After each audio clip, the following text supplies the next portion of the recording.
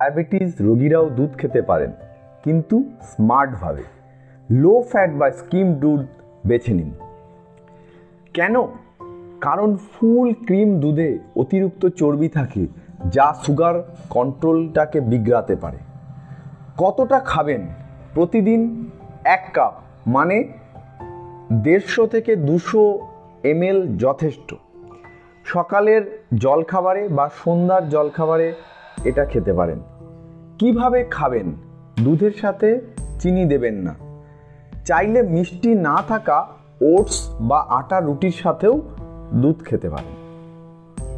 বিশেষ সতর্কতা: যদি কিডনির সমস্যা বা ল্যাকটোজ ইনটলারেন্স থাকে, ডাক্তারবাবুর পরামর্শ নিন।